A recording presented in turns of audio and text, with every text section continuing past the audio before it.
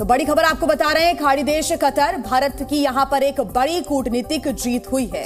बिल्कुल, देखिए कतर ने 8 भारतीयों को रिहा कर दिया है। कतर की जेल में ये 8 भारतीय बंद थे। कतर की कंपनी में काम करते थे 8 पूर्व नौसैनिक। तो बड़ी खबर हम आपको बता रहे हैं लगातार, कतर की अदालत ने इन्हें फांसी की सजा सुनाई थी और कथित जासूसी के आरोप में फांसी की सजा सुनाई गई थी। बाद में वहां की अदालत ने सजा को कम कर दिया था। 8 में से 7 भारतीय अब वतन वापस भी लौट आए हैं। तब की तस्वीरें भी हम आपको दिखा रहे हैं। भारत सरकार ने कतर सरकार के इस फैसले की तारीफ भी की है। बड़ी कूटनीतिक जीत इसे माना जा रहा है।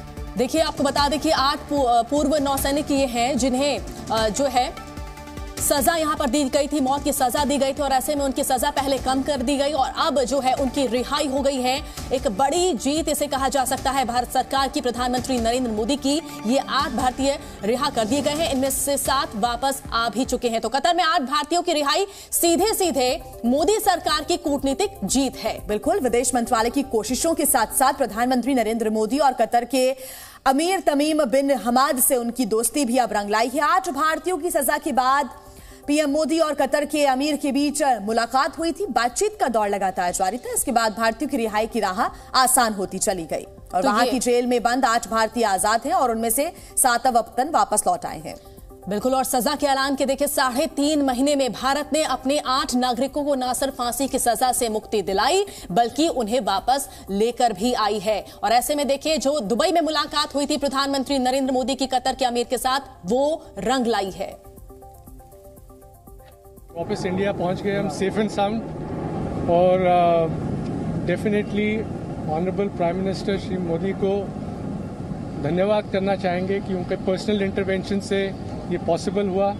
Without the intervention of prime minister Modi it won't be, आज हम आपके सामने खड़े नहीं हो रहे होते अगर इंटरवेंशन नहीं होता at that level, highest level. ये वाले दिन का हम बहुत दिनों से वेट कर रहे थे और प्राइम मिनिस्टर मोदी और उनका पर्सनल इंटरवेंशन, उनका इंटरेक्शन, और एक और मौका लेना चाहता हूं कि थैंक करूंगा अमीर को कतर के, जिनके उनके इंटरेक्शन के कारण आज हम यहां खड़े हैं, जिस दिन का हमें बहुत बेसब्री से इंतजार। We have waited almost 18 months to be back in India.